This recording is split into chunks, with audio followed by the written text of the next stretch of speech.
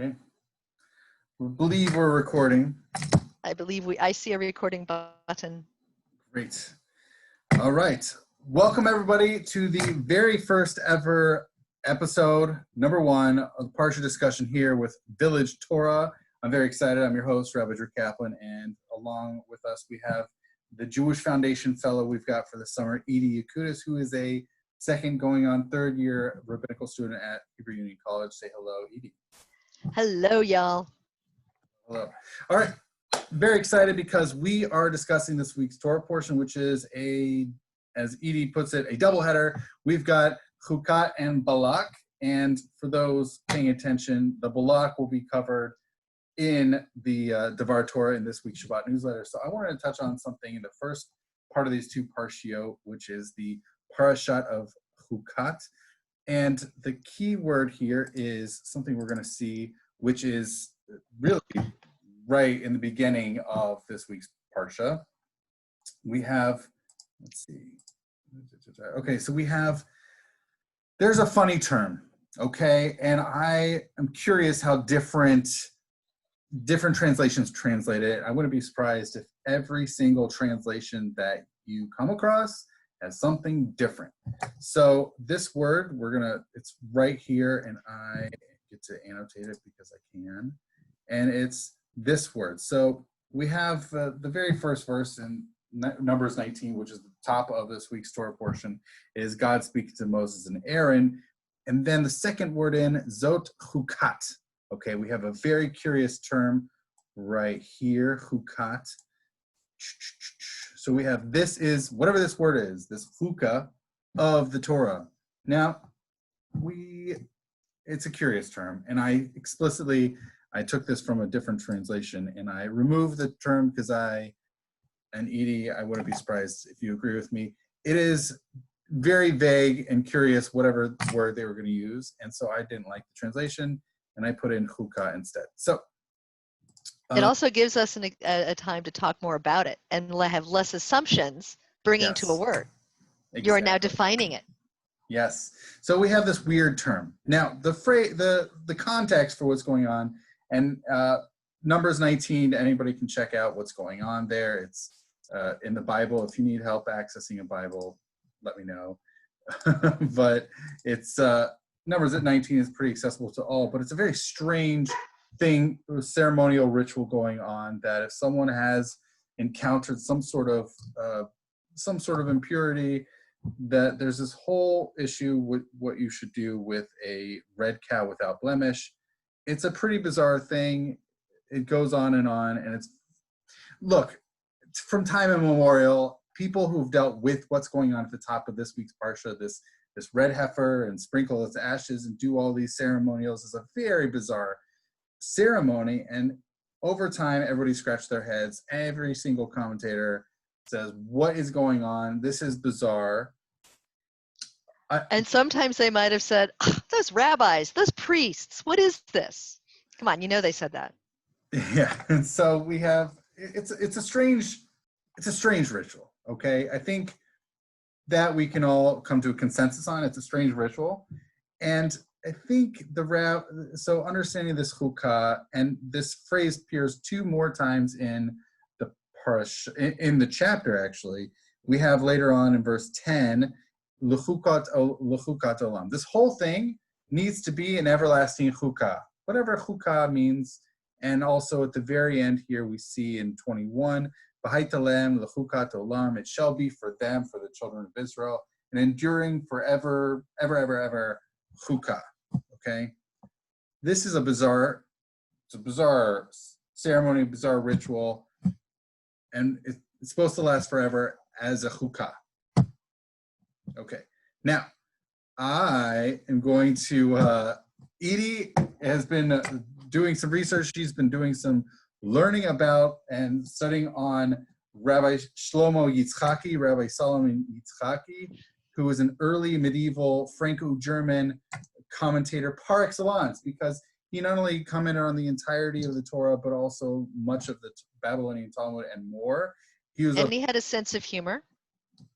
He's a voluminous writer, voluminous commentator, and he is such a huge, vitally important commentator. And it's hard to tackle this first without mentioning Rashi. Do you have anything you want to say about your I would add on to appreciation Rashi that, for Rashi? yes, I wish I could have met him. He might have actually spoken to me, given that I'm female. But and I will say that, but the man had 3 daughters. But from a learning perspective, he founded almost an entire school of, let's interpret the actual literal words. Let's start with that before we add things to it, which is why you'll read, when you read him so often, it's, well, what does this actually mean? And that's what he starts with. And before he goes into flights of fancy, he actually looks at the word, what is it in, what is it next to, and what is it in context with in the verses before and after. Cool. Amazing man. There we go. So what this amazing man has to say, he starts off, do you want to read, Edie? In the English, I will happily read it. Yeah, let's go for it. Rashi on Numbers 19. Hukkat. This is the ordinance of the law. So I'm assuming he is translating Hukah, perhaps as ordinance, because Satan and the nations of the world taunt Israel. And they even, because Satan has noticed, that's a really strange passage. What is the command of this? What is the reason there is for this? It is on account of it, the scriptures, uses the term Hukah, implying it's a decree from before me. You have no right to criticize it. All right. So thank you, Edie. That's right. So ignoring this translation it's a translation not from Rashi. Someone else threw it in. So I'm just going to get rid of this, ignore this. But see, that's where you always have to wonder, because translations of any, in fact, Rabbi Drew, I will not ask you to point out, but if, as you're looking at the translation in English, in Safari, it's very long.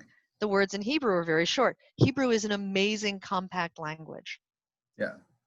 So Hukah, back to Hukah. So we have this term, and even here we have again Hukah. So it uses this term Hukah as a decree. So that's the way Rashi understands it, and taking from sort of midrashic perspective that it's just been decreed, right? There's no understanding behind it. There's no explanation. It's just simply something that's just come down from the king, God himself, and that's it. It's just a king, like a kingly decree, and that's it. Deal with it. Boom. Meaning, get rid of any possible explanations for it, right? Because Satan and the nations of the world are saying, what's the reason? That doesn't make any sense. It's silly, right? And just, it's a decree. It doesn't have to have any reason behind it. We cannot question it, right? I personally am not happy with that, but it's clear that that's sort of the sense of what's going on, is at least that's Rashi's perspective. It's fairly midrashic. Just deal with it. Just deal with it. Move on. It doesn't explain what Hukah means. It doesn't go after it, but it's more pointing up the bizarreness, lack of logic of the ritual, of the behavior with the cow. Right. And the cow's ashes. Right. Okay. So I'm going to take this opportunity, this moment, to really point out that really, I think this notion of decree, right, of a non-logical, non-rational, just divine decree, I think is a fairly typical traditional approach to understanding the phrase of Hukah, chok and Hukah, right? So chok is more the masculine and Hukah is the feminine, but they're fairly similar. So I'm just gonna, just for context, and although these terms appear throughout all of the Jewish Bible, throughout all of Tanakh, but just focusing on the 5 books of Moses, both of the term Hukah, which is a feminine, and chok, which is masculine, appear dozens of times, more than 100 times throughout the entirety of the 5 books of Moses. But most of the time, just like we see here in our Numbers 19, most of them actually appear in construct form, meaning they're attached to something, but more specifically, they actually are belonging to something.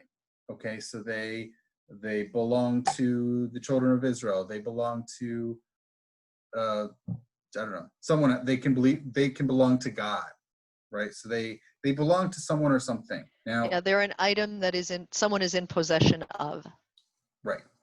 Now, there are some exceptions. There are always of course. So but some of them are just grouped together. So we see we have some examples here. So if I could just use this drawing thing again, we have some examples of this. One in Exodus, a couple Leviticus, one in Numbers, and a lot in Deuteronomy, where it just talks about the Hukim. They're just a big bunch of them, and okay, so that's fine.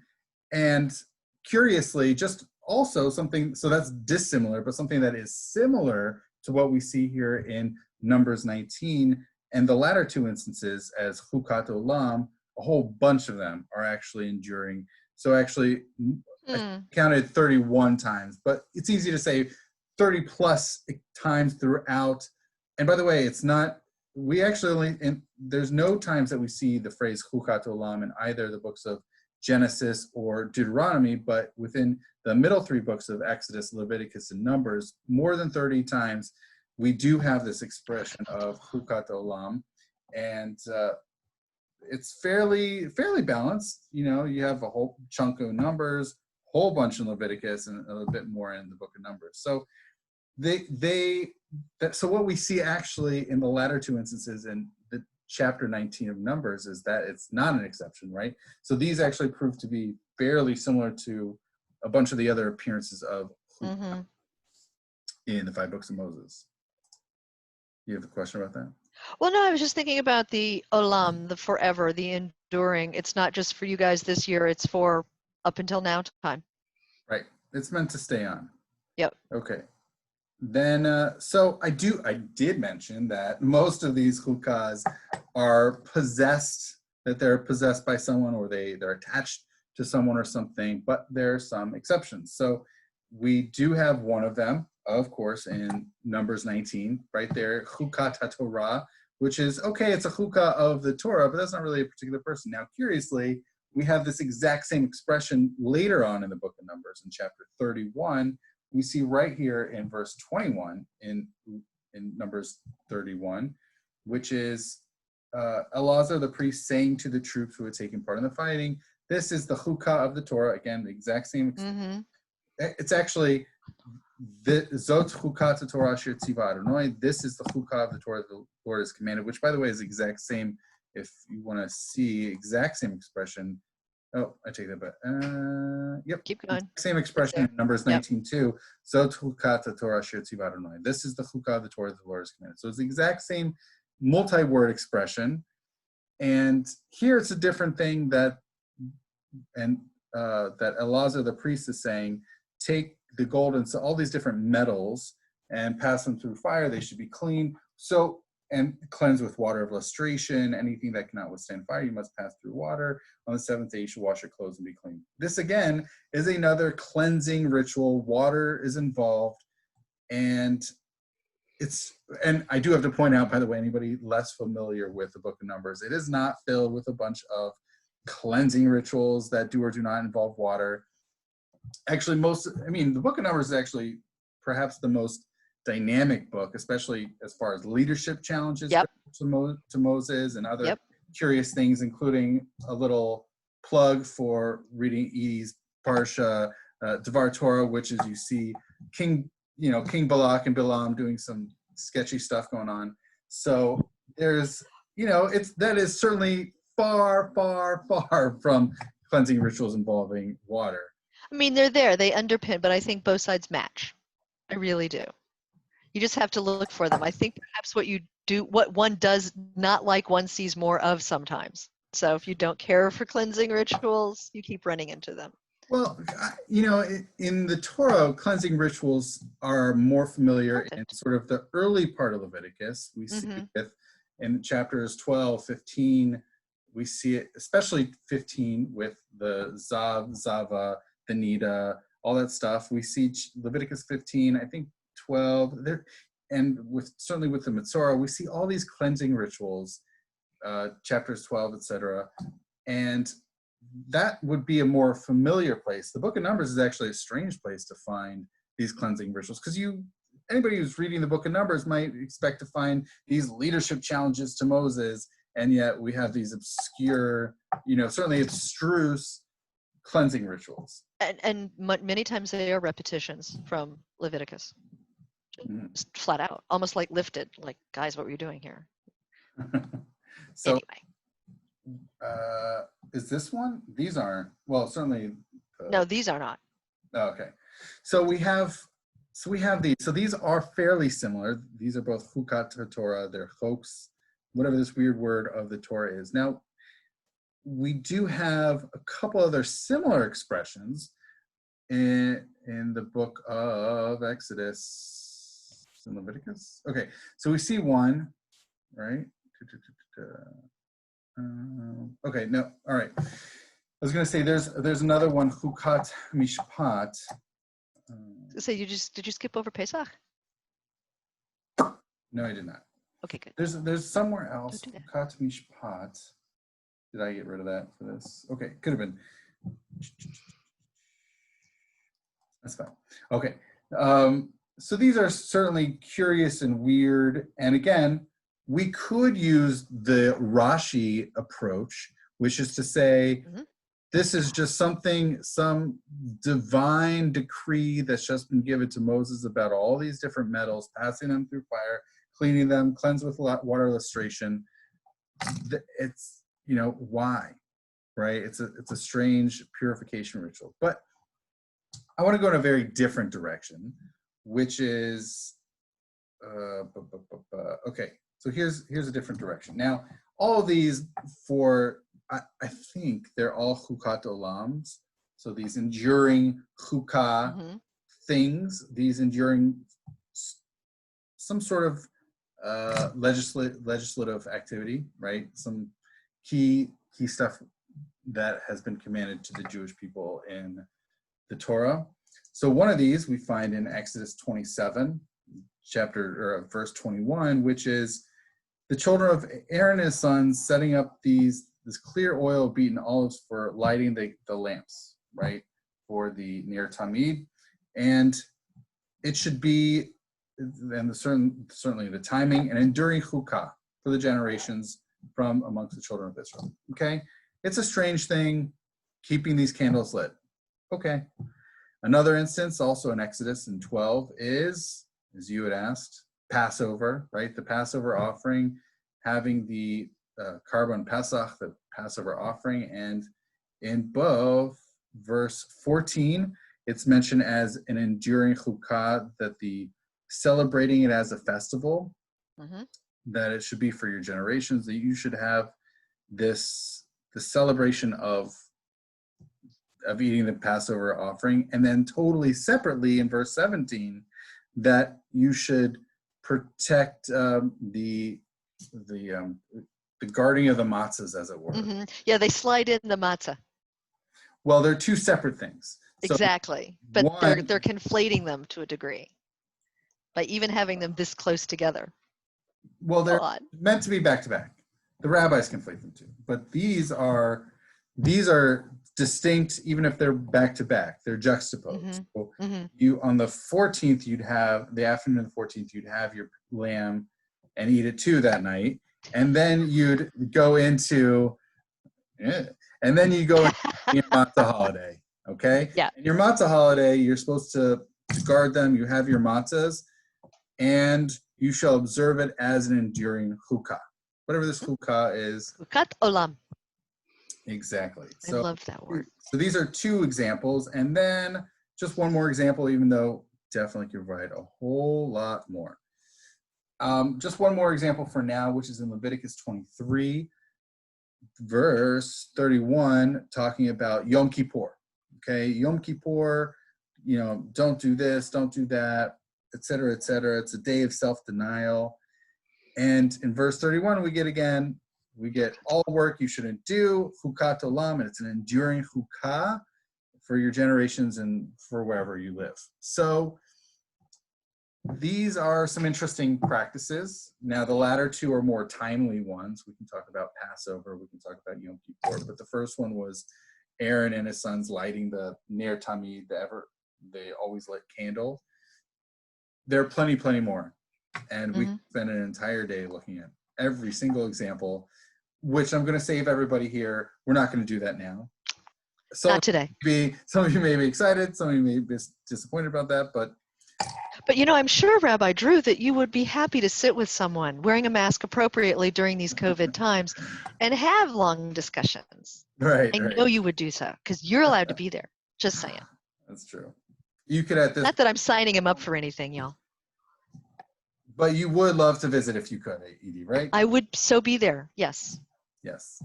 Okay, so I'm going to finish off with this text, and I think this is going to help drive. I'm going to use this, and then this is going to be my catalyst for driving home my point, which is in the very beginning of Leviticus 18, we see God again speaking to Moses, and here he's talking about when you get to the land of Canaan. So don't do like the actions, don't do like the practices of the land of Egypt whence you came, nor the land of Canaan whither you'll go, but and don't do their hukas. Okay, you shouldn't do their hukas. Actually, you should do my hukas, and he actually says it twice in both verses 4 and 5. Right, you should do them. So what I see is happening, and he's really, and God is really making a distinction between the Canaanite and Egyptian way, these hukas, and the God's way, these God's things. I also actually think it's really helpful, specifically here, and I get to bring out my crayon to the party. Crayon. Yeah. I'm going to interject for just a moment. And I don't think you're exactly going here, but it's a side thing to note that God goes, hey, other people have hookah. They have them. Yes. They're not for you. Yes. Do mine. Right. They have their ways. We're going to do ours. Okay. So specifically the language I'm looking at is in verse 5, and it's this word, mishpat, okay, versus hookah. Okay. So civil laws versus hookah. So we get verses. Boom, boom, boom, boom. I see this as very not only different, but diametrically opposed. Okay. Whereas the civil laws. So, for instance, we have a whole bunch of mishpatim, these civil laws in the book of Exodus after the giving of the Torah, and a lot of them are really just like if someone's ox scores someone else, or if all these personal things, that many of which deal with financial matters, and it's things that you could find in any other civilization. In fact, many of those in Parshat Mishpatim are found in the book of Hammurabi or Hammurabi's code. So there are plenty of ancient Near East parallels, and some almost, I wouldn't say word for word, they probably are word for word. They're very similar. So these are Mishpatim that are more widely found in other civilizations and their legal codes, right? There, maybe you could say more universalistic, that everybody has these, don't do this sort of stuff to other people. Or this is the fine if you do, or there will be a fine if you do. Right. Right. And all that stuff. I want but his hookah are different. Capital H hookah. I want to say like his hookah. His hookah. Right. It's a lot of tort stuff. Yeah. Well, the civil laws, yeah. Okay. Yeah, the civil law stuff, right? Exactly. So all the civil law stuff is a lot more universal. Okay. Across civilizations. Yes. Okay. But the hukas, those are different. Right.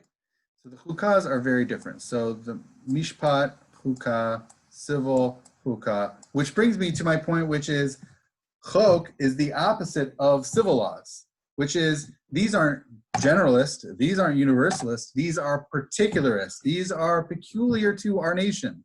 So Yom Kippur, is that found in every other civilization? That is not a normal thing. No one else has a Yom Kippur with 2 goats and one sent off into the desert. We have Passover with, we have the Passover offering, we have the matzahs. What other nation has that? And it draws back to our ideological story of drawing back to our departure from Egypt and all the plagues and the shenanigans with Pharaoh and his all the stuff going on. That's very different. Like these are particular to us.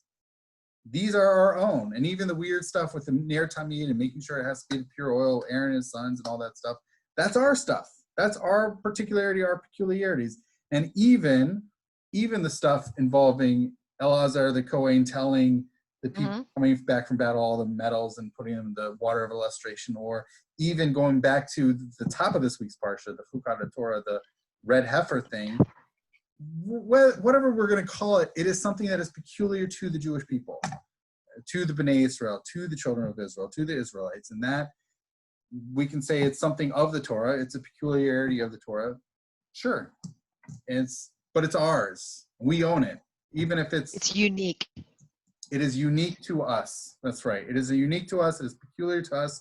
And I think anybody looking at any of those will see that. And even when it's not applied to us. So, and flipping that back to what the ways of the Egyptians and the Canaanites, even right here in Leviticus 18, we do see that those are their particular ways. Those are the things that they're doing. They're not our peculiar ways. They're not our particular ways. They're the Egyptians' particular ways. They're the Canaanites' particular ways. They've got their shtick. We've got ours. Okay? We can share the civil law stuff. We can share the tort law. That can be fairly similar and a broader thing, but they don't have something celebrating Passover, right? That doesn't make sense for Egyptians to have Passover unless they were just, oh, we lost all those Jews. Like, it's not their experience. We survived. Logically, that would be a day of mourning for them. Right. We survived the plagues.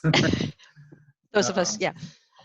Yeah. So that's really my shtick around chok and chukah, which is that it is something that is peculiar and particular to us. So these, dozens and dozens of occurrences in the Torah when it talks about chok or chukah, it's in direct opposition to mishpat, to the civil law section of stuff. Well, and it's so useful to see this in context. So it's not just the red heifer.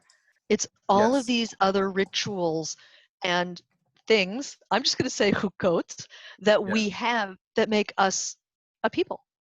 So I'm thinking, wow, next time my sister brings up the red heifer in a joking way, I'm like, you do know that there's all these others which also apply to us, right? Does she? Does she joke about it? About twice a year, yes. All right. I mean, it doesn't explain why, right? It doesn't explain. I mean, Rashi just tried to get around it saying, well, it's just a divine decree and we can't question it. I still think we can question it, but the use of that expression isn't to say this is simply a divine decree, but rather this is something that's peculiar and particular to Bnei Israel, to the Israelite people.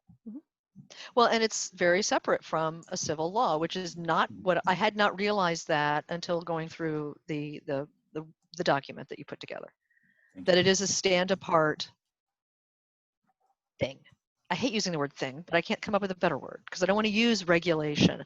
I really don't want to use declaration or presidential decree or anything like that because it's not. It's just, it is a unique container of activities or actions that we have. Yeah. And only we have. Maybe, I don't want to say practice because that sounds too vague and descriptive. That sounds optional. Yeah, it sounds more optional, more descriptive than necessarily prescriptive. Yeah. Or in some circumstances proscriptive, like for Yom Kippur, avoiding. Yeah.